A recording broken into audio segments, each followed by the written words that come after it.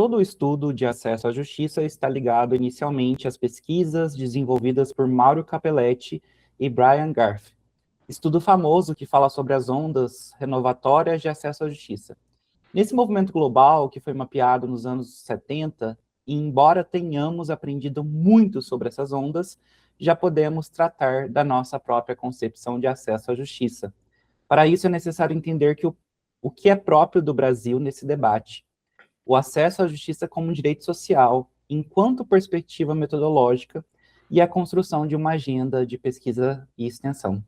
Esse trecho foi retirado de uma palestra da nossa convidada de hoje, a professora Maria Cecília de Araújo Asperti, que foi ministrada no primeiro Congresso Internacional de Acesso à Justiça, Mobilização do Direito e Vulnerabilidades, que ocorreu em 2025, na Faculdade de Ciências Humanas e Sociais da Unesp, Campus Franca.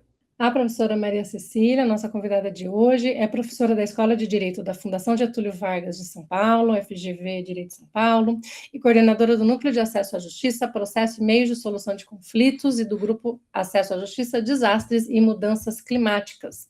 Graduada, mestre e doutora em Direito pela Faculdade de Direito da Universidade de São Paulo. Desenvolve pesquisas que exploram os impactos das desigualdades no acesso à justiça, de grupos vulneráveis, articulando aspectos dogmáticos empíricos para investigar os obstáculos enfrentados por esses indivíduos em suas interações com o sistema de justiça. É envolvida com atividades extensionistas na FGV Direito de São Paulo, tendo sido uma das fundadoras do Centro de Assistência Jurídica Saracura, o CAJU, que presta assistência jurídica gratuita e realiza projetos de atuação estratégica, e é advogada orientadora do Departamento Jurídico 11 de agosto. Cissa, é um grande prazer te ter aqui. Você que é uma das grandes referências aí nessa virada, né, do acesso à justiça, que olha para o que tem que olhar, e vamos falar muito sobre isso hoje. Eu queria te agradecer demais por mais essa parceria, né? Você que já veio aqui na nossa clínica em outras oportunidades, como no Congresso. Obrigada demais por ter aceito esse convite para estar aqui com a gente. Eu que agradeço, Thaís, Hugo, Lucas, Laura, é uma alegria estar aqui com vocês, tratar desse tema nessa manhã de hoje aqui. Obrigada. Vamos lá, então, bater um papo aí sobre essas metodologias e o acesso à justiça, enfim, todo o trabalho super legal que você tem feito, né?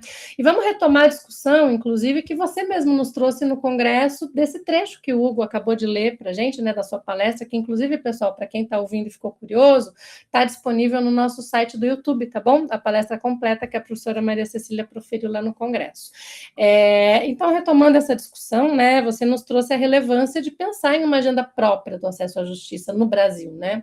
Eu queria entender um pouquinho melhor, que você explicasse aí para os nossos ouvintes, para as nossas ouvintes, qual que é essa relevância, então, de pensar essa agenda própria e no que exatamente essa agenda se diferencia da agenda global do acesso. Bom, Thaís, acho que desde lá também desse nosso encontro, mas já venho fazendo isso há algum tempo, tentando investigar um pouco como que a pauta do acesso à justiça foi incorporada na academia brasileira e também nos discursos políticos e jurídicos. Acho que existem estudos sobre isso, né? Tem um texto clássico que a gente sempre utiliza, da Eliana Junqueira, que trata, né, e que lança à luz a dois grandes fatos, que é o que o Brasil não fez parte do estudo do Mauro Capelletti e do Brian Garth, né, do famoso Projeto Florença, não foi um dos países estudados, e também o fato de que já existia aqui no Brasil, naquela época, ali, anos 60 e anos 70, uma agenda importante de pesquisa, que talvez não tivesse essa nomenclatura, eu sempre falo, né, o Norte Global sabe fazer branding muito bem. Não tinha, talvez, essa nomenclatura do acesso à justiça, mas tratava, obviamente, disso, né, com pesquisas sobre pluralismo jurídico, mobilização social, serviços jurídicos transformadores, atuação coletiva, a própria construção aí de uma noção de processo coletivo no Brasil, que remonta também a esse período aí pré-Constituição de 88, nessa fase de redemocratização. Então, a gente já tinha uma riqueza ali que não influenciou, num primeiro momento, o Projeto Florença. Então, esse é um fato.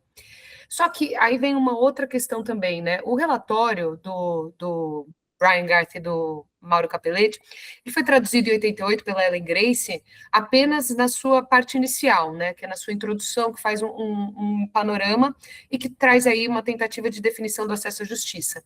E, assim, na época não falava-se nisso, mas pode-se dizer que esse relatório viralizou, né? Então ele foi, assim, um uma referência muito citada. E vejo, então, algumas coisas interessantes, né? Ele não traz a parte empírica do Projeto Florença, ele traz apenas essa parte mais conceitual, traz as 3 ondas renovatórias, e ele é traduzido em 88, então, alguns anos depois.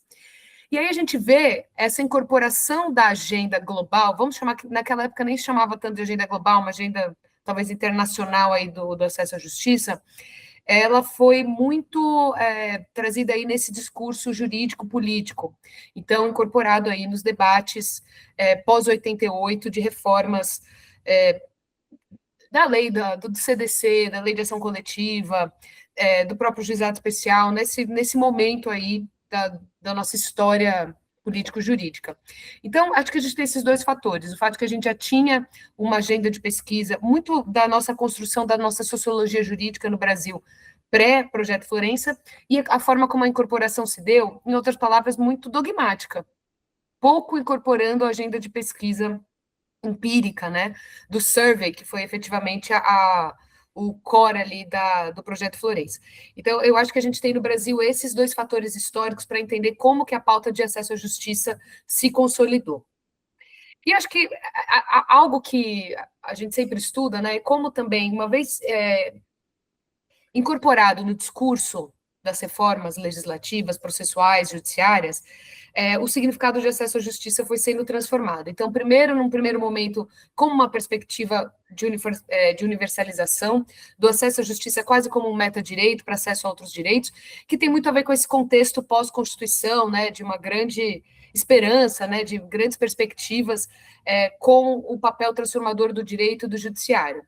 Daí você segue nos anos 90 e no início dos anos 2000, mais um contexto neoliberal de outras reformas e de se pensar no judiciário enquanto um poder que retrai ali as possibilidades de crescimento econômico, e aí o acesso à justiça vem muito ligado com a ideia de efetividade, de combate à morosidade. Aí vem essa ideia, né, de quanto o acesso à justiça ele é muito polissêmico, mas ele sempre traz uma conotação positiva. Então você sempre consegue usar ele para dizer algo que tem uma agenda pretensamente positiva. E num terceiro momento, o CPC, né, de 2015, o acesso à justiça como um não assunto, né, já não é mais tão tratado, fica mais invisibilizado, perde um pouco desse significado. Isso, se você pegar a nossa produção, né, minha, de colegas, né, Suzana, Paulo, Dani Gabay, Luciana Gross, a gente traça muito esse panorama. Mas eu queria trazer acho que um elemento a mais, de uma reflexão um pouco mais recente.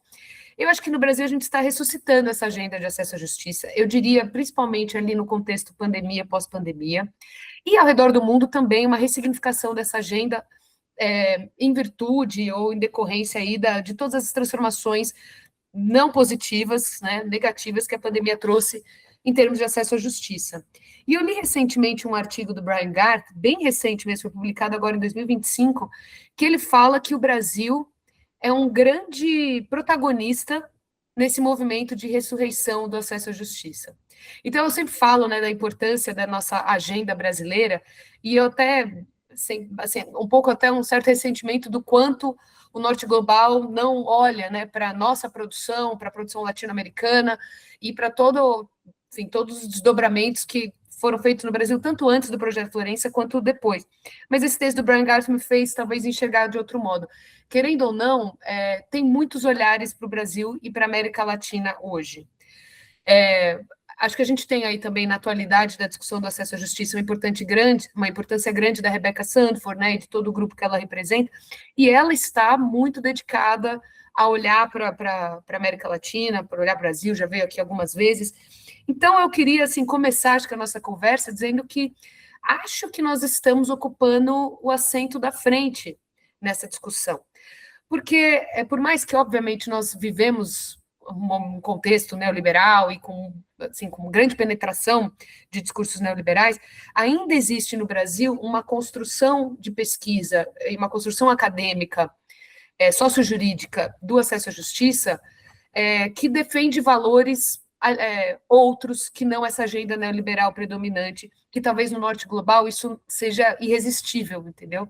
Não existe um movimento de resistência tão consolidado mais por lá.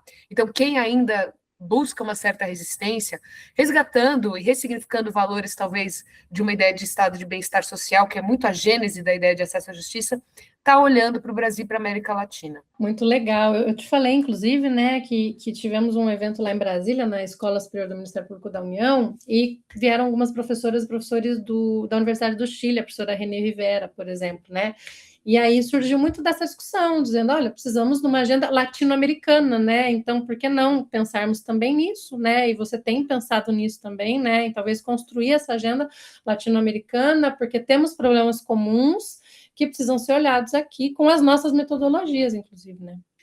E, Thaís, não só problemas comuns, eu acho que nós temos também grandes atributos comuns. Sim, com certeza. Né? Nós temos instituições, nós temos a noção de acesso à justiça enquanto direito social não igual em todos os países, mas muito mais incorporado.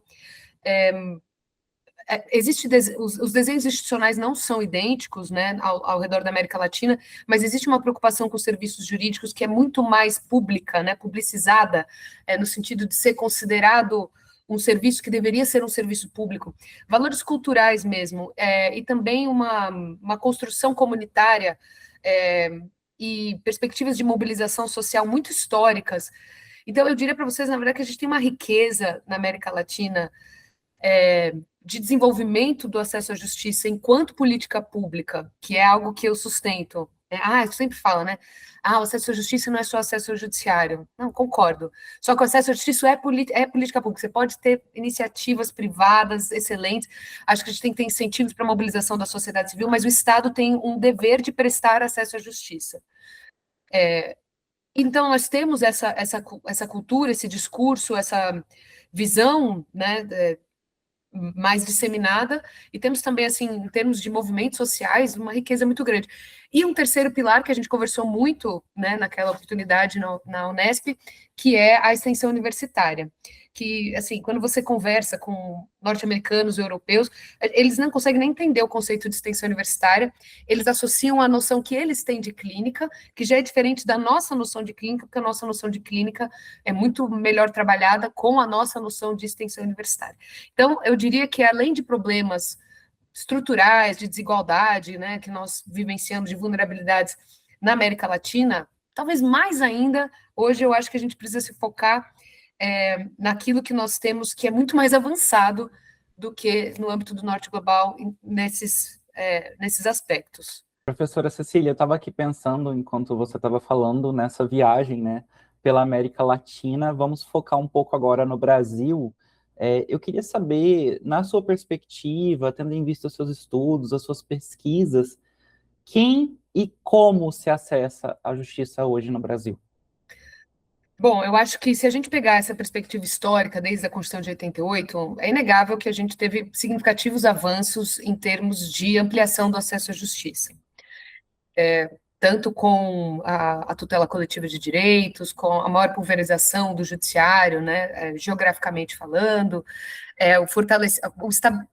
a constitucionalização da defensoria pública e depois, com muito atraso, a sua instalação ao redor do país, enfim. Então, nós temos um cenário no Brasil que é inegável que houve uma ampliação de acesso à justiça, né, nos últimos 40 anos, mas hoje a gente tem uma justiça que é acessada em demasia por alguns atores. O Brasil é conhecido e reconhecido como um país que tem um judiciário com um volume de processos quase anedótico, né, quando você conta por aí.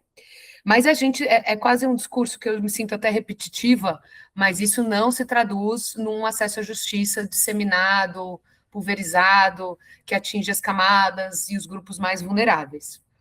A gente tem, de um lado, alguns litigantes, como a gente sabe, que usam em excesso o judiciário como parte autora, e aí com grande ênfase o Estado nas execuções fiscais, mas também instituições financeiras em ações de cobrança, né, e outras ações nas quais esses grandes litigantes estão no polo ativo, mas mesmo quando eles estão no polo passivo, que daí eles colocam essa litigância como resultado de um acesso à justiça que teria ido longe demais, na verdade essa é uma litigância que estudos demonstram, por variadas perspectivas, decorrente, na verdade, de violações de massa. Então, mesmo quando os grandes litigantes estão no polo passivo, muitas vezes nós conseguimos traçar que eles são os causadores dessa litigiosidade. Uma pesquisa recente que vocês devem ter acompanhado da Maria Paula Bertrand, com relação a ações judiciais envolvendo bancos, demonstram, acho que eu não vou ter o dado aqui perfeito, mas dois resultados importantes. Primeiro é que os bancos que estão mais envolvidos em litígios como autor e como réu são bancos que focam em produtos de legalidade muito questionável. Então, não são necessariamente os bancos mais conhecidos, né? Mas são bancos que trabalham muito com consignado, com cartão de crédito consignado, então que tem práticas aí de legalidade duvidosa no mercado. Então, por isso também que estão envolvidos em processos judiciais com maior frequência. E que há um volume muito significativo de ações julgadas no mérito. A maioria das ações que são julgadas no mérito são favoráveis aos consumidores, ou seja, não são litígios frívolos, né? Então, tudo isso para dizer que a gente tem um judiciário que é acionado em demasia em virtude de problemas que nós temos mercadológicos. Problemas que nós temos, na verdade, de prestação de serviço público, de funcionamento de instituições públicas, como o próprio INSS, como o fisco, de um lado, e de outro, de uma atuação também muito problemática de mercados regulados, instituições bancárias, serviços prestados por concessionárias, dentre outros. E isso resvala no nosso judiciário, que sim, foi redesenhado, remodelado na Constituição de 88 para se tornar mais acessível, mas não para esse propósito. Não para se tornar uma arena ali de transferência, né, de solução de problemas pela atividade desses grandes atores. Você tem desenvolvido inúmeras pesquisas que são voltadas ao acesso à justiça e com enfoque nos grupos vulnerabilizados, sempre com um olhar muito atento para o método. Eu queria te perguntar também qual que é a importância dessa metodologia de pesquisa sociojurídica para as discussões sobre o acesso à justiça e quais são as principais dificuldades que você tem encontrado para o desenvolvimento dessa metodologia. Bom, a gente sempre defende, né, que o acesso à justiça tem que ser visto como, né, como eu falei, como uma política pública e, quanto tal, há escolhas políticas a serem realizadas. Em outras palavras, o acesso ele precisa ser adequadamente distribuído. Aquele ideal de universalização, acho que hoje é superado. A gente tem que pensar que o acesso à justiça, como qualquer direito, ele é efetivado por recursos escassos e precisa ser distribuído para quem menos tem, tirando, portanto, de quem muito tem.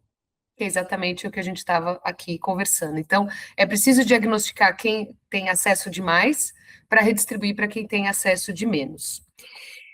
Bom, essa acho que é uma premissa dessa agenda de pesquisa sociojurídica, e para fazer essa redistribuição é absolutamente necessário que se façam pesquisas empíricas. As pesquisas empíricas no acesso à justiça encontram, de um lado, muita riqueza e muitas possibilidades, né, por ser um termo, como eu falei, polissêmico, que comporta muitos significados. Acho que a gente passou do momento de ficar numa disputa conceitual. Eu sempre vejo dissertações e teses, né, aquele capítulo tentando conceituar acesso à justiça. Será que isso é necessário? A gente sabe, assim, ao que o acesso à justiça está relacionado, ao que ele se refere, mas buscar um conceito, de novo, a gente volta àquela nossa tradição de ter incorporado o acesso à justiça quanto um conceito dogmático, quando, no fundo, ele inspira desdobramentos dogmáticos, mas ele é um conceito muito mais sociojurídico do que dogmático.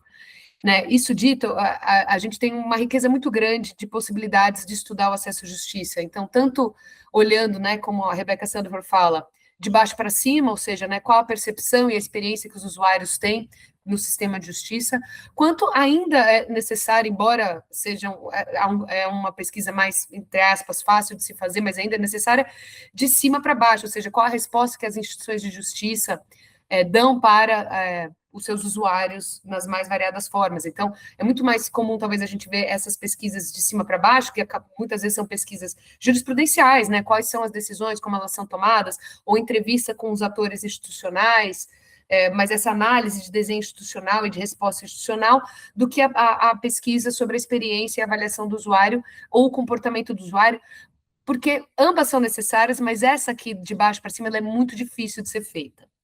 Né? E eu posso te dar alguns fatores. Bom, primeiro que todas essas, tanto de cima para baixo quanto de baixo para cima, são necessárias de serem feitas pesquisas tanto quantitativas quanto qualitativas. Existe um mito da pesquisa quantitativa, né? Então, que você, por exemplo, quando eu falo, precisamos fazer mais pesquisas sobre a percepção dos usuários com relação ao sistema de justiça. Já vem na cabeça, vamos fazer um questionário, um survey de amplo alcance com todos os usuários do judiciário, para ver como que eles se sentem na experiência de terem acessado a justiça. Isso é necessário. Nós temos uma deficiência no Brasil por falta de financiamento, por falta de priorização desse tipo de pesquisa, por exemplo, pelo CNJ ou pelas instituições de justiça. Essa é uma pesquisa necessária. Houve ao longo do tempo, eu ressalto aqui o índice de confiança do judiciário, que foi divulgado por muitos anos pela FGV, são pesquisas custosas, mas necessárias. Mas eu digo para vocês, especialmente aqui falando, né, com pesquisadores acadêmicos, que dificilmente conseguirão sozinhos, ou em grupos menores, ou num contexto de clínica, fazer uma pesquisa desse alcance, que as pesquisas qualitativas também são fundamentais. Elas vão dar respostas muito mais descritivas, mas que são cruciais para a construção dessa política. Vou dar um exemplo que eu estava mexendo com isso recentemente, então fica mais fresco, né? A tese de doutorado da Julia Drummond, aqui defendida aqui também na FGV, eu fiz parte da banca, ela estuda as interações de mulheres negras com as varas de família. Ela não vai te trazer dados quantitativos dizendo quantas mulheres negras disseram que estão muito satisfeitas, pouco satisfeitas, etc. Ela fez uma pesquisa, a meu ver, de inspiração etnográfica, de acompanhar o dia a dia num determinado fórum, entrevistando algumas pessoas, também com entrevista semi-estruturada, e o que ela traz, assim, das problemáticas dessas interações é talvez muito mais relevante do que se ela fizesse esse survey. Ela traz quais são esses problemas. Então, veja só, é importante eu ter o dado de dizer qual é a leitura dessas mulheres com relação à experiência delas. Muito boa, né? Só que o que aconteceu, quais são, né, as nuances dessas experiências, os relatos, as questões, inclusive, que são trazidas pelo fato de que hoje o jurisdicionado, de modo geral, mas principalmente os mais vulneráveis, tem pouquíssimo contato presencial, a oralidade, isso ela traz muita riqueza. Então, assim, não vou trazer todos os resultados dela, mas eu ressaltaria isso, né? As poucas circunstâncias de oralidade, os estereótipos veiculados por juízes, advogados, promotores. Então, isso é a nuance que só a pesquisa qualitativa traz. Então, eu acho que é uma agenda rica. Eu sempre falo, né? Você desenvolve muitas pesquisas. Eu pessoalmente, tenho dificuldade. Eu vou ali, né? Tenho aí algumas pesquisas em andamento, mas eu participo de muitas bancas, eu oriento, eu estou, assim, vamos dizer, em contato com muitas pesquisas, e eu vejo a criatividade metodológica que a gente percebe nesses variados estudos que a gente, felizmente, tem contato. Mas eu vou te dizer, Hugo, é muito difícil, e quem não tem, recentemente, né, conversando com o pessoal do processo civil, que começa agora, né, a ter contato com a pesquisa empírica, fica achando que vai ter aquele estudo definitivo, que vai falar, existe acesso à justiça? Não existe acesso à justiça. Isso não existe. A gente enfrenta o acesso à justiça de diversos ângulos. Então, é quase que um mosaico que a gente vai construindo. E esse mosaico, ele tem que ser quantitativo, ele tem que ser qualitativo, ele tem que ser de cima para baixo, ele tem que ser de baixo para cima.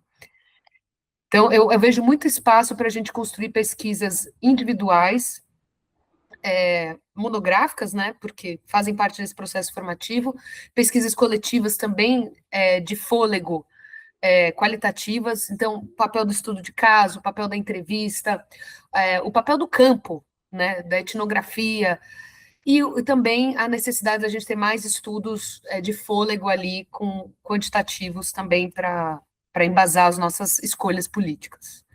Bom, professor, aproveitando essa discussão sobre a importância do método, as muitas formas de estudo do acesso à justiça, é possível concluir que as pesquisas no Brasil, de forma geral, têm tido essa preocupação com o método?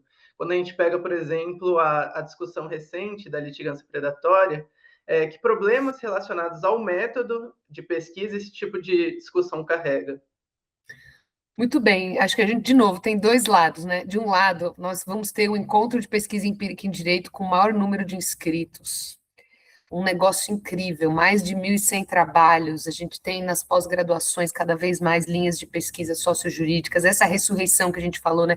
A nossa tradição de sociologia jurídica, mas não necessariamente só quem está afiliado à área da sociologia jurídica, mas é rica, é intensa, o pesquisador brasileiro é um guerreiro que mesmo sem financiamento vai lá e põe as caras, busca financiamento, a gente tem fases com maiores possibilidades de financiamento, fases com menos, mas, assim, eu acho que a gente tem um recurso humano de pesquisa incrível.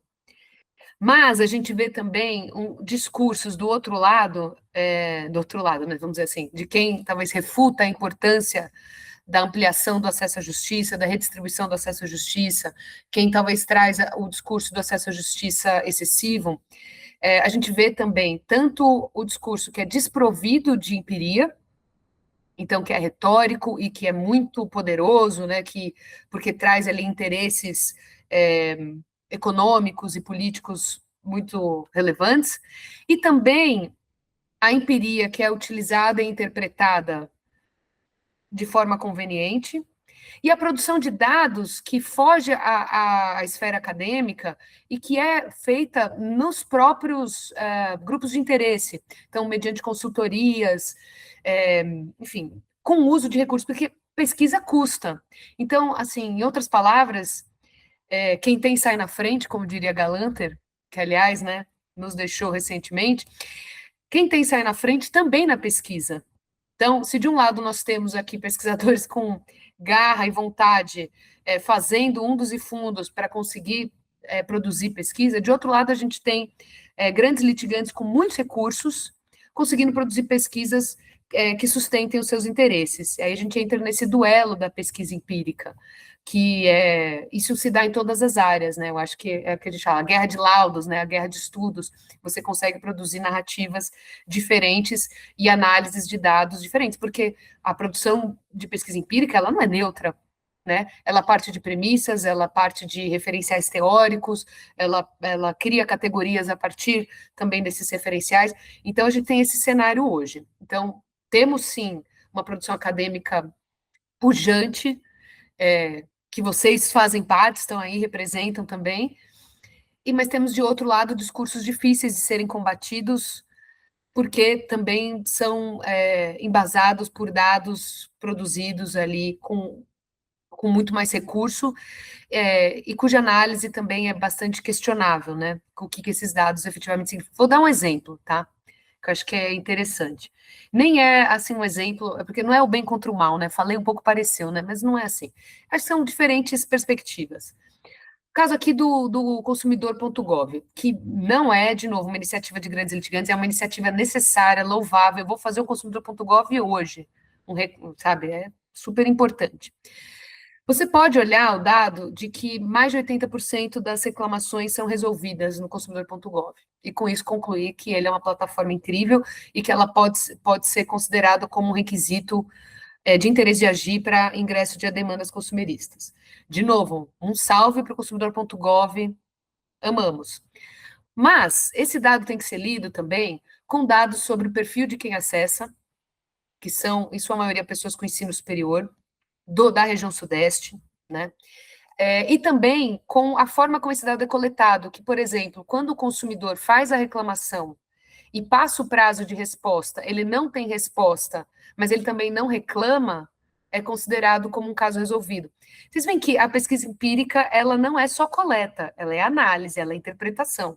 Então, a gente tem esse universo aí, a gente tem muitos embates e muitas tensões no âmbito da pesquisa empírica no Brasil, especialmente quando a gente está tratando de discursos ligados à litiosidade. E você trouxe aí a questão da litigância abusiva.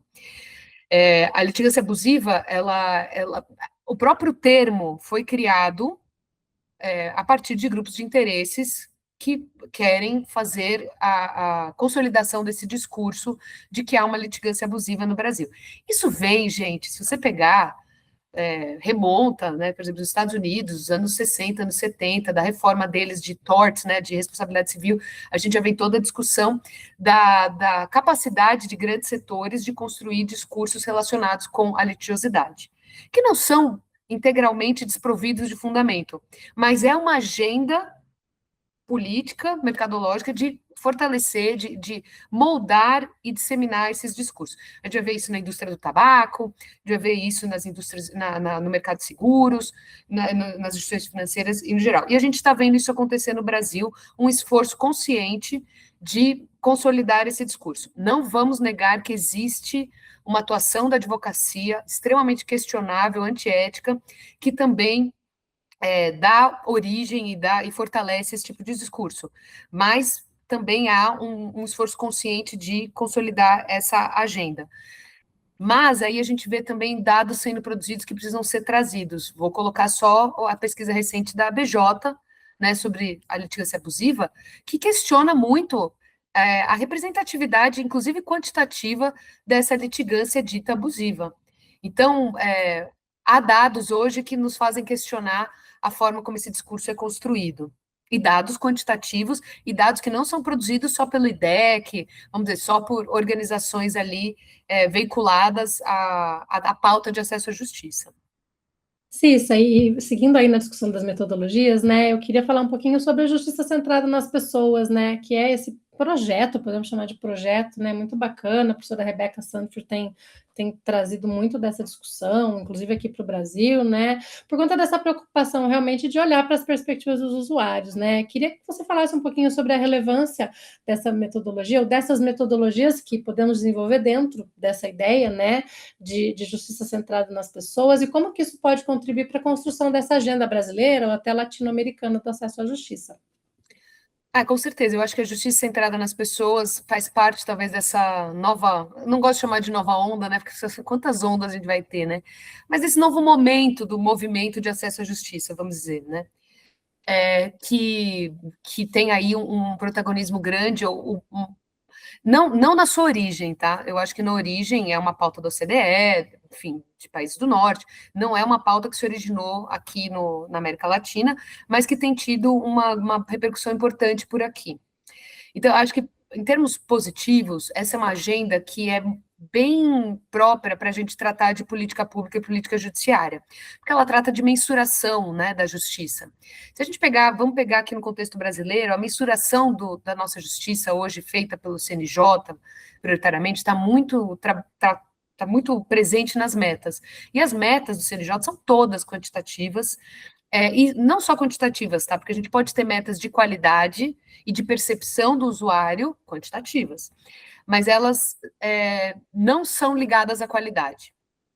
E elas não são centradas na percepção das pessoas. Então, acho que é interessante essa agenda, porque ela é uma agenda bastante de mensuração, né? Então, tem muito a ver com o que a gente está discutindo aqui de empiria.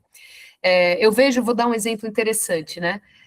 Existe um estudo do CNJ sobre a percepção do usuário sobre a virtualização da prestação jurisdicional.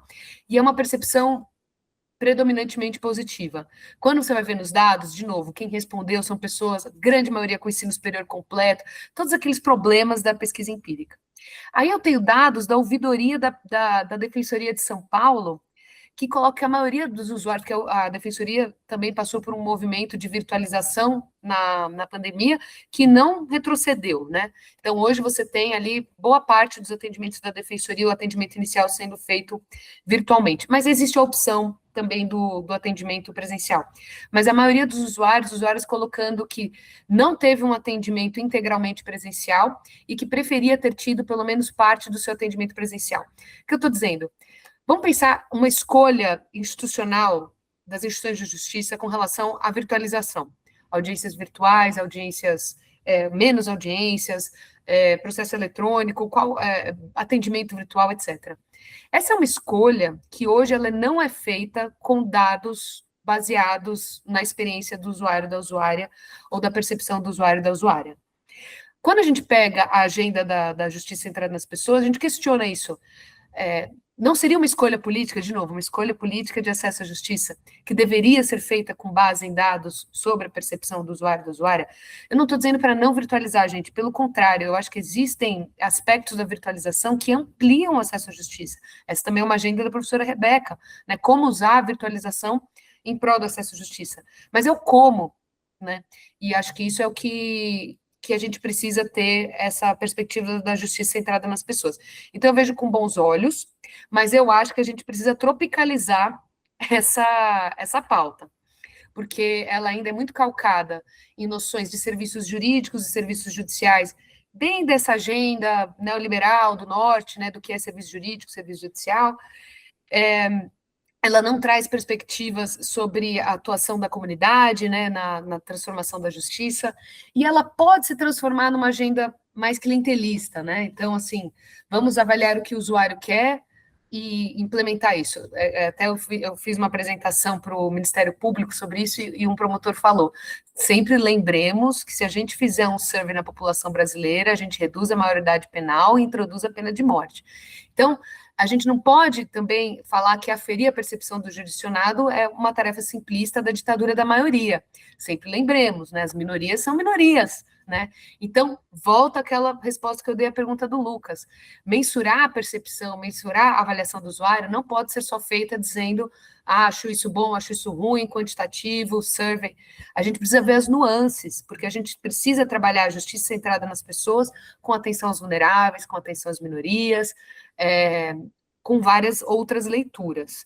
Então, acho que é isso, a nossa tropicalização dessa agenda e também a nossa ressignificação dela, considerando as nossas premissas de olhar para as desigualdades, olhar para as vulnerabilidades no acesso à justiça. Cissa, você falou da virtualização, né? E eu me lembrei que quando eu coordenava o núcleo de prática jurídica lá da Positivo, em Curitiba, pegamos a pandemia e o nosso núcleo ele se expandiu muito, né? A gente atendia na cidade inteira, tinha posto nos juizados, tinha posto, enfim, por tudo. E em razão desse, tínhamos 6, 7 advogados e advogadas distribuídos nesses postos, contratados para isso, 500 alunos distribuídos nesse atendimento, então era realmente uma outra realidade, né? E fazíamos cerca de 9 mil atendimentos por ano em todos esses postos, né, para atender a população de Curitiba, que recebia até 3 salários mínimos, chegávamos nas hipervulnerabilidades e tal. Quando veio a pandemia, nós tivemos que fazer uma operação para conseguir manter isso virtualmente. Criar o WhatsApp, criar uma forma de... A gente tinha que entrar com as pessoas, tentar... Eram muitos os problemas. E esse atendimento de 9 mil caiu para 3.500, 4 mil. Ainda era bastante, mas veja que impacto que teve, né? Dado o contexto. E aí nós fizemos até depois algumas entrevistas com alguns usuários sobre isso. E as dificuldades foram muito relatadas, assim, né? Então, realmente, questão importante essa de como não retrocedemos, e não é que queremos retroceder, né? Eu já fiz palestras em que eu tentava ver com esse discurso, não, mas a tecnologia ajuda, mediação pode funcionar, né? Não, calma, a ideia não é, mas a gente precisa olhar um pouquinho com cuidado, porque isso veio num contexto emergencial da pandemia, e a gente tocou esse barco adiante, a gente precisa ver o que fica, o que não fica disso, né? Então, achei bem interessante você tocar nesse ponto. E é muito a questão do como, né? Você pode virtualizar e manter atos síncronos, já é uma outra questão. Quais atos você vai virtualizar? Ninguém está querendo voltar para o processo em papel, mas eu acho que hoje, a depender, você pode ter uma experiência de justiça muito banalizada. Por exemplo, uma pessoa que é atendida pelo assistente virtual da defensoria, depois no chat, na triagem, depois ela não vai para a unidade entra com uma ação, ela não passa por uma audiência, ela não tem contato com o judiciário e, de repente, ela tem uma sentença. O que foi isso, né? Ela não participou da construção da demanda dela, das manifestações, da produção de prova, é uma banalização da própria experiência de justiça.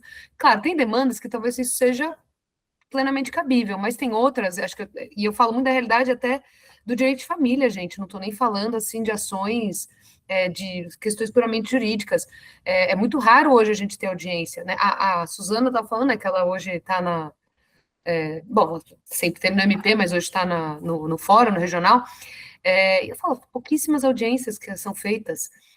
Não acho que a gente precisa travancar, fazer audiência em tudo, mas isso volta lá ao trabalho da Júlia. A experiência de justiça no Brasil está muito ressignificada no contexto pós-pandemia, e essa ressignificação foi feita com uma perspectiva de eficiência, de efetividade, de gestão positiva em vários aspectos, mas com pouca aderência a avaliação do usuário, da usuária. E essa avaliação precisa ser mensurada de uma forma bem complexa, porque não é só dizer, aí, você gostou, não gostou, tal. Existe, assim, até o que deveria ser, o que foi, e uma perspectiva um pouco mais densa do que a gente está transformando no Brasil, no que nós estamos transformando no Brasil, a experiência de justiça. Professora, a senhora tinha comentado também sobre essa necessidade de atenção dos grupos vulnerabilizados, das minorias, dos usuários e dos não usuários. E daí eu fiquei pensando também na escutativa, enquanto uma metodologia que pode ser muito relevante para essa efetivação do acesso à justiça, em especial desses grupos vulnerabilizados, né? E aí a pergunta que surge é como implementá-la diante dos desafios de um poder judiciário que é distanciado das vivências dessas populações mais vulneráveis. É difícil dizer como implementá-la, mas a gente está vendo muito bem como não implementar. Na medida que o seu processo vai se tornando virtual e assíncrono, isso vai se distanciando, a pessoa se torna uma descrição no papel, né? Aí você vê, a pessoa é atendida num chat, a quem faz a petição não teve contato com a pessoa, então é um relato frio, essa petição vai para um juiz que não tem contato com a pessoa, enfim, esse distanciamento vai se intensificando. E eu acho que a gente, nessa ideia de redistribuição do acesso à justiça, nós deveríamos ter estratégias de otimização de julgamento de ações nas quais essa escuta talvez não seja tão relevante, para que a gente possa se dedicar às ações nas quais essa escuta é bastante relevante. E não trabalhar com estereótipos, né? Por exemplo, previdenciário é massa. Gente, tem demandas de previdenciário ou de assistência, né? Vamos pensar assim, LOAS, que são muito socialmente sensíveis. Então, a gente precisa pensar no tipo de atendimento que a gente está dando para essas pessoas que acessam o judiciário, por exemplo, numa situação de extrema vulnerabilidade na busca de um auxílio assistencial ou de um benefício previdenciário. Então, eu acho que a gente precisa fazer um retorno realmente a essa escutativa. Eu, Cissa, acho que o judiciário deveria ter como pauta prioritária o atendimento de demandas de pessoas físicas, né? Principalmente pessoas mais vulneráveis. Então, pensar assim, existe, se você conversar até, enfim, com advogados, juízes, essa ideia de que o caso complexo é o caso da empresa e o caso simples é o caso da pessoa, isso é a massa, isso é o sofisticado, e eu acho que a gente deveria inverter essa lógica, a gente deveria pensar num judiciário que tem que prestar um serviço para o cidadão, para a cidadã, também para as empresas, mas que tem que se direcionar os seus esforços mais artesanais para esse atendimento. E isso, mesma coisa com relação ao Ministério Público, mesma coisa com relação à Defensoria Pública, as nossas principais instituições de justiça. Eu diria para você, mesmo que a gente, pensando na Defensoria Pública aqui na capital, mesmo que a gente tenha um atendimento hoje que é uma parte virtual, eu tenho acompanhado o atendimento presencial, continua sendo feito de forma muito empática. Acho que a gente tem movimentos e movimentos, mas existe essa importância.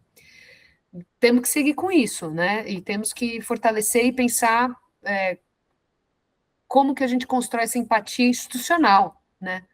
A empatia não é só do indivíduo, a empatia tem que ser da instituição. E uma gênese disso, que, assim, não é a solução completa, porque a gente sempre tem mania de falar, a solução é a educação jurídica. Ela é, só que a gente precisa agir nas instituições também como elas estão atuando.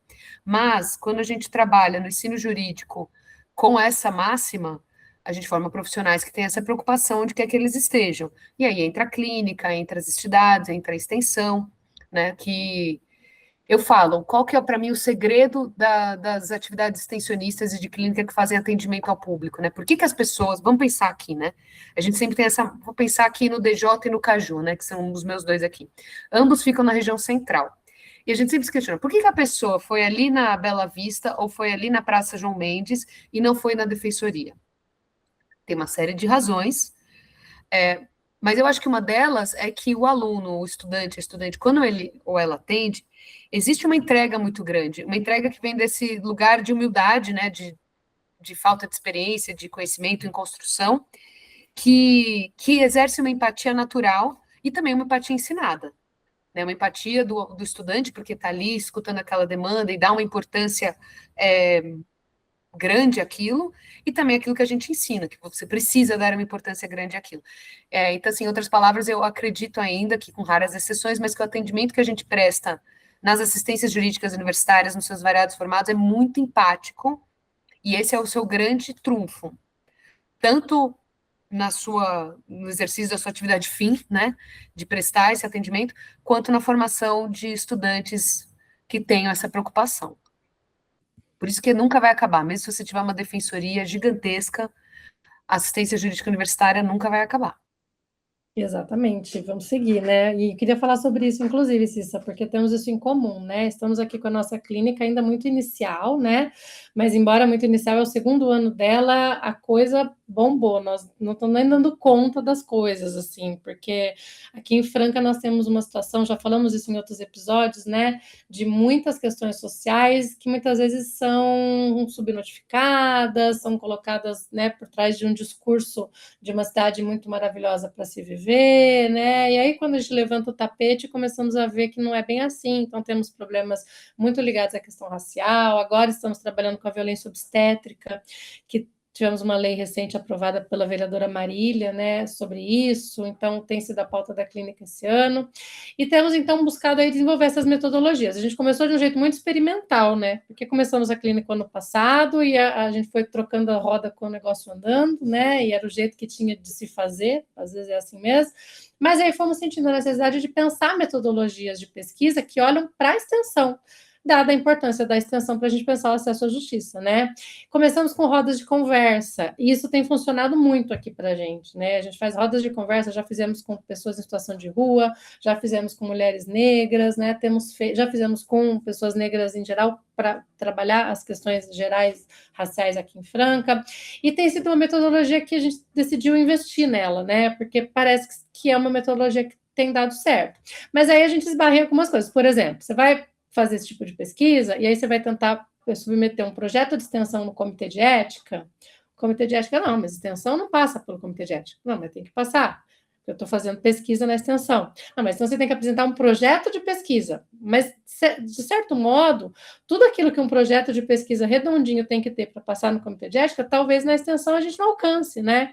Porque a roda de conversa na extensão vem com aquela comunidade ali muito desorganizada ainda. E a gente até pode ter uma pauta, a gente pode até ter um método, mas a coisa não vai ser assim aquela metodologia que a gente teve meses para pensar, para propor um projeto, né?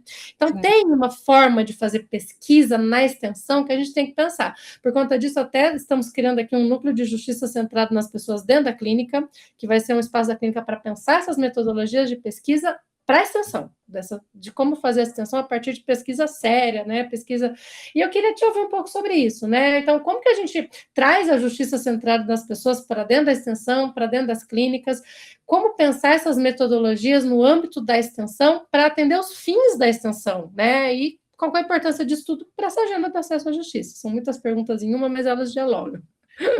É interessante que a gente ainda precisa avançar, né, em levar a sério o tripé, né, de pesquisa, ensino e extensão, porque muitas vezes a necessidade extensionista surge dentro da pesquisa, daí você acaba potencialmente sendo criticado porque você está fazendo uma pesquisa militante, ou a pesquisa surge em meio à extensão e aí você tem que ter todo esse rigor.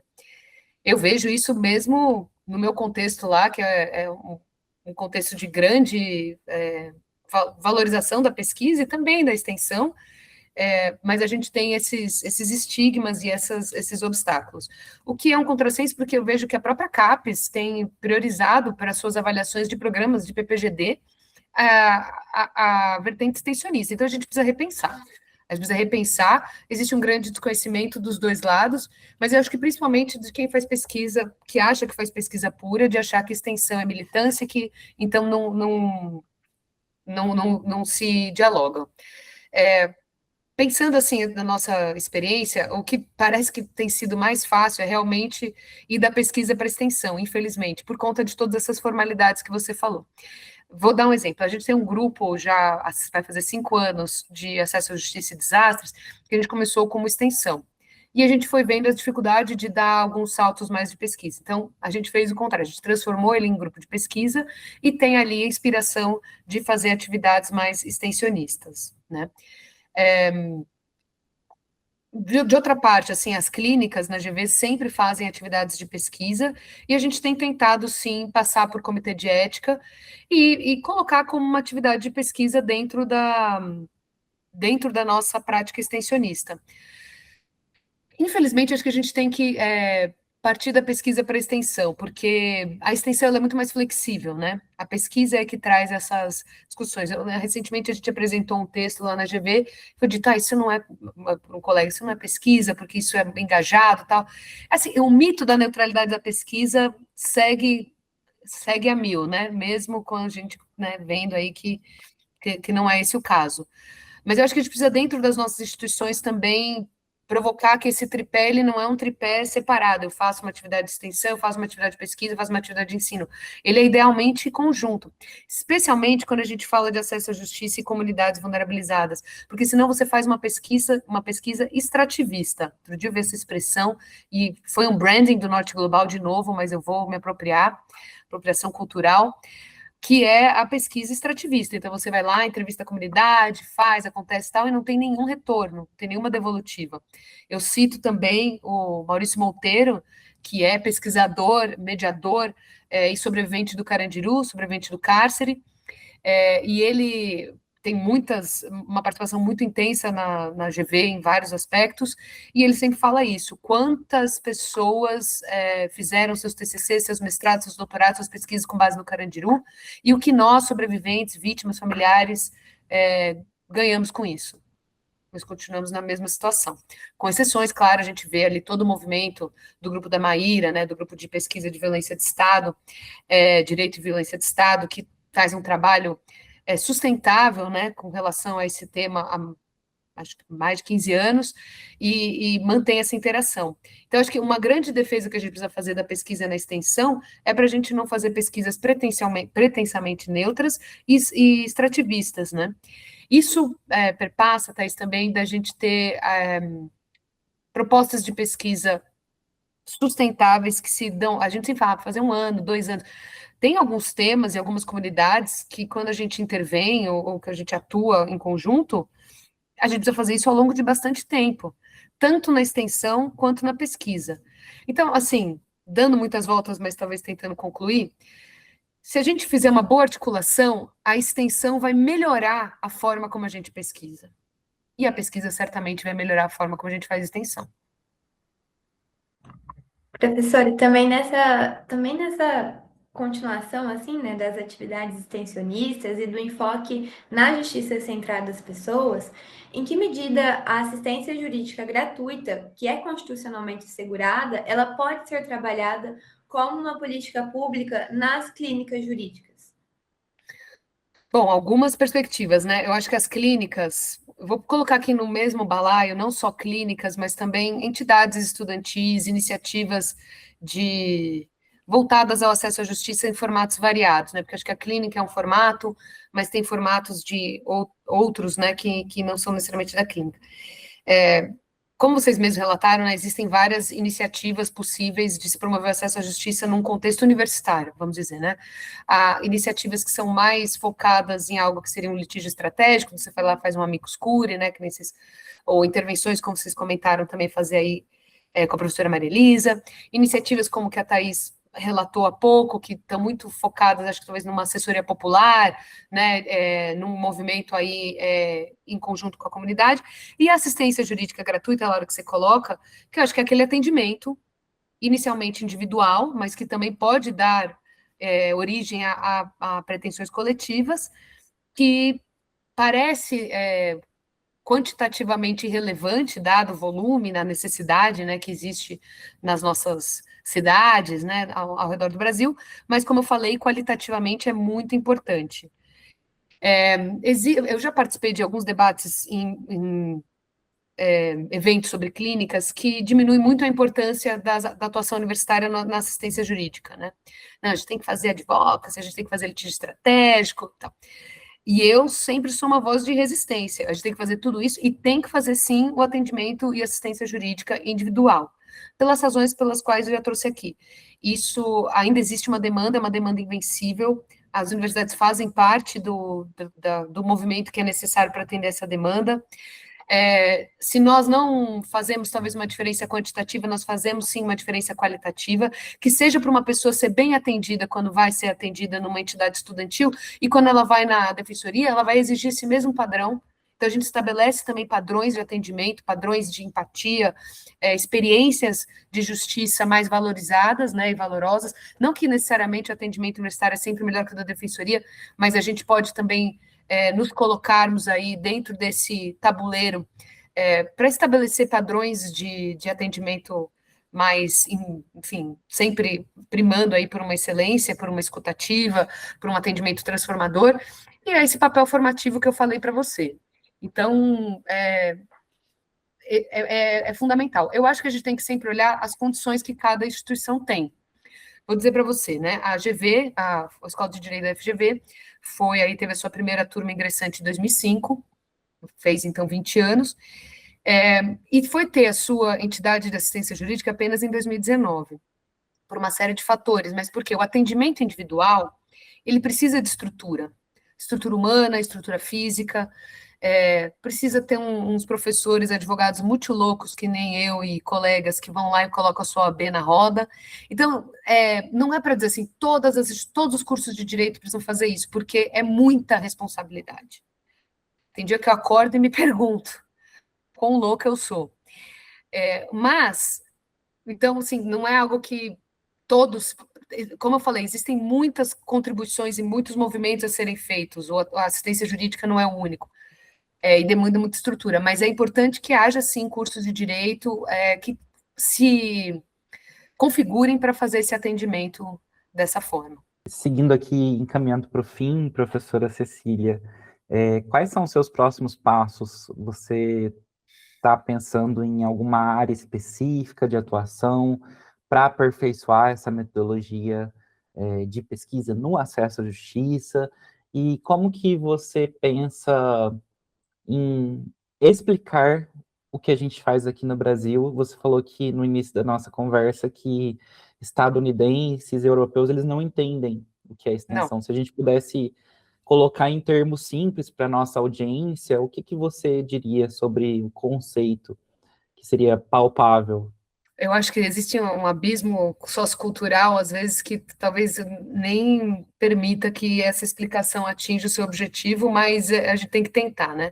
Outro dia foi um grupo de americanos e europeus lá no Departamento Jurídico 11 de Agosto, no DJ da USP. Por acaso eu estava lá.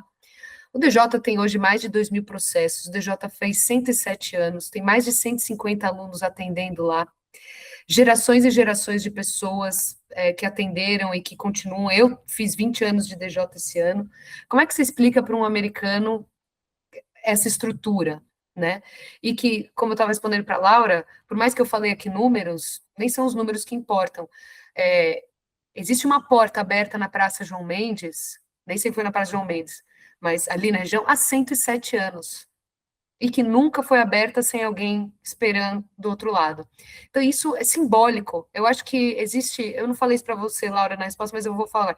Existe uma simbologia de resistência, quando a universidade não deixa de fazer esse atendimento, a despeito de existir e que tem que existir um serviço público também funcional e de alta qualidade nesse sentido.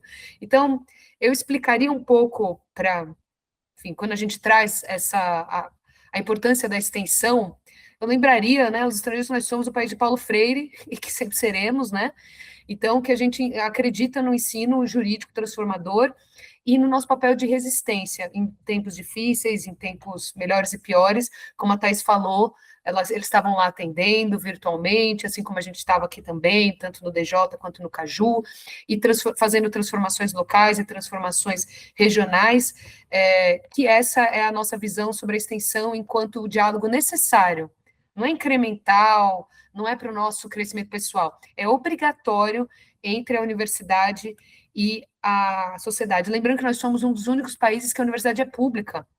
Eu nem venho, não atuo numa universidade pública, mas uma fundação que também sem fins lucrativos, que tem também seus propósitos de produção de bem público, que também é algo que os países do norte global você não tem nem como explicar, na maioria, né? Tem outros que, como que você tem uma fundação que tem a obrigação de produzir bem público, e mais ainda como vocês estão aí, e que nós temos aqui também, a universidade pública. Então, universidade pública, produção de bem público, esse papel de resistência, de resiliência e transformação social.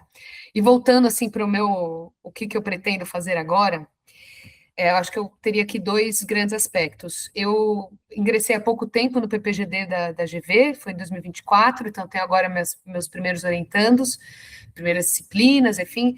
Eu pretendo fortalecer muito essa agenda de pesquisa dentro do nosso PPGD e em contato com queridas e queridas colegas de outros programas, de outras universidades, para a gente realmente colocar na roda e fortalecer essa ressurreição aí da agenda de acesso à justiça, com uma diversidade de métodos, com busca por financiamento, e sempre com esse viés que vocês têm aí, que nós temos aqui também, das desigualdades. Então, acho que eu estou bastante focada no fortalecimento da pesquisa, e, de outro lado, muito engajada no fortalecimento das nossas entidades extensionistas, também com esse diálogo, pesquisa e atendimento. Eu acho que a gente tem muitos desafios, gente. Primeiro, acho que o exemplo que a Thais deu da experiência dela no Positivo é muito marcante para mim. Quando a gente começa a fazer, a demanda é tão grande que a gente, conforme vai se estruturando, entra ali numa necessidade até de profissionalização, de procedimentalização, de aumento mesmo, que é necessário para a gente tentar atender essa demanda no máximo das nossas possibilidades, sabendo que a gente nunca vai substituir o serviço público. Mas a gente precisa ter cuidado para não perder esse aspecto simbólico de resistência, não esquecer que a assistência jurídica universitária é movimento estudantil, é política, tá, gente? Não é neutro, não é um serviço qualquer. Então, eu estou nesse desafio da gente estruturar as nossas entidades para prestar um serviço de qualidade, controle de prazos, porque assim, a gente falou muito do atendimento e empatia, mas existe uma mecânica ali também de acompanhamento processual, de ir em audiência, de não perder prazo, coisas de advocacia mesmo. Eu acho que a gente tem que aperfeiçoar isso, porque você fala o mínimo, a gente precisa prestar um atendimento, né, sem falhas em termos de advocacia, mas a gente não pode perder esse papel de resistência, de diálogo comunitário, tão importante. Então, eu diria que são essas duas frentes, de fortalecer essa agenda de pesquisa, em diálogo com colegas aí da América Latina, acho que esse é um desafio para mim, né, que estou muito iniciando nisso, a Thais tem mais circulação nesse aspecto, acho que é algo que eu gostaria bastante de desenvolver, ter nossos estudantes de pós-graduação envolvidos com isso, ter a possibilidade de pesquisas coletivas nesse sentido, e fortalecer as nossas entidades de assistência jurídica, mas sem perder a ternura Hamas, né, para a gente também não se tornar máquinas ali de prestação de assistência jurídica massificadas e sem sentido, né.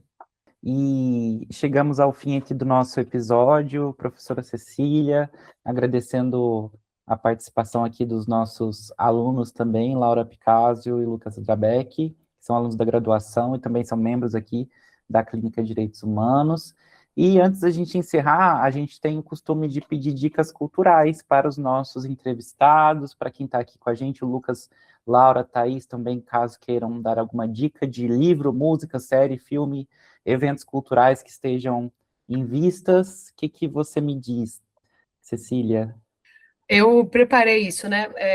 Primeiro, eu assisti um filme recentemente, um filme iraniano, olha só, chama A Hero, um herói, que é de um rapaz preso civilmente por dívida e toda a questão que se desenrola ali, até para a gente pensar na prisão civil por dívida, né? E num outro contexto, enfim, também nesse meio aí dessa guerra bizarra no Irã, então achei que é um filme interessante para sugerir, muito premiado, Um Herói, A Hero, sobre a situação desse homem aí que é preso por uma dívida e tem todo o desenrolar de como ele tenta sair dessa prisão.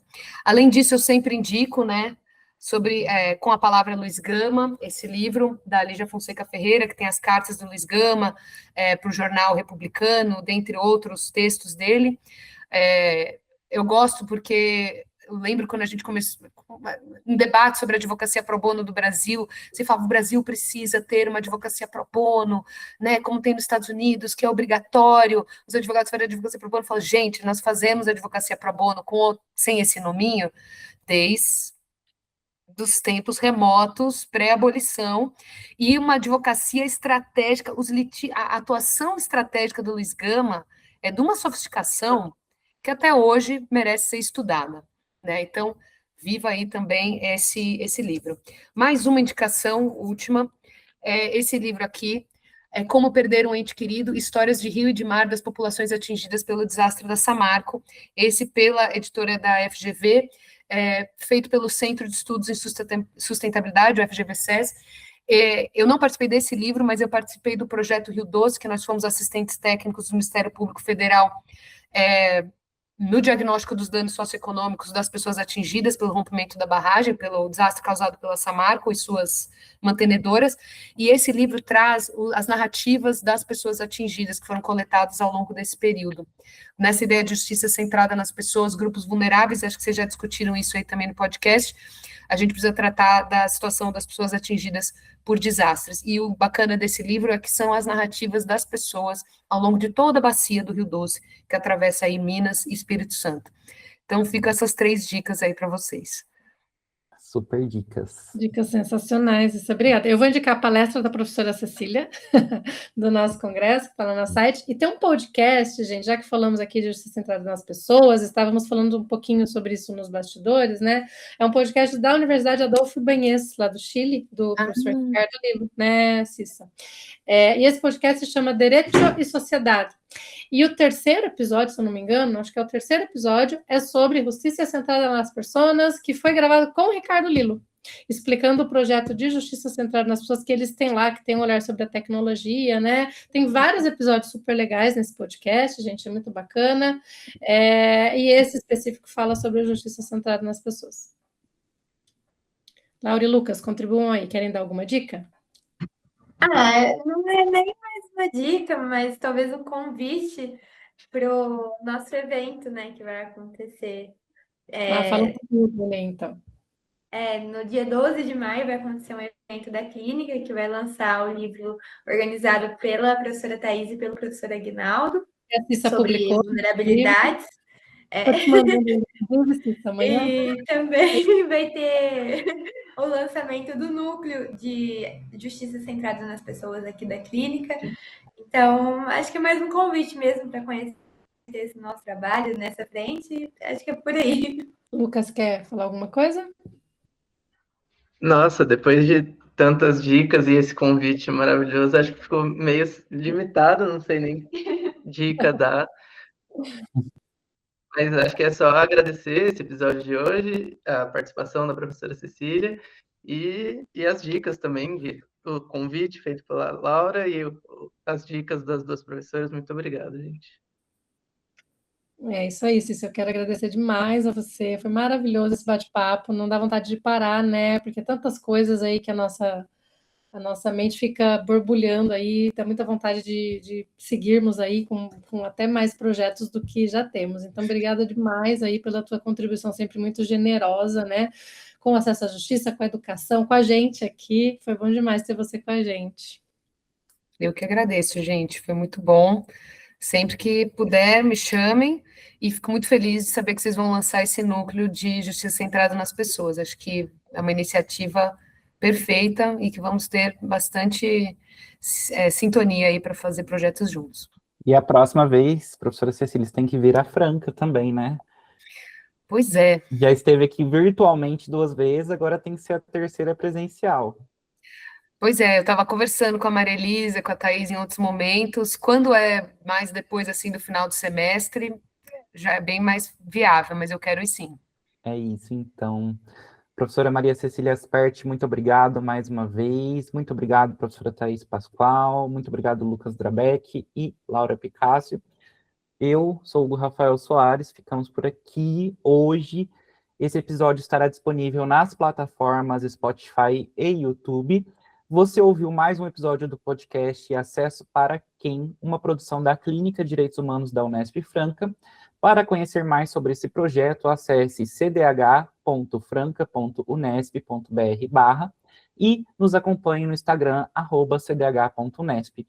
Muito obrigado mais uma vez pela sua companhia e até logo.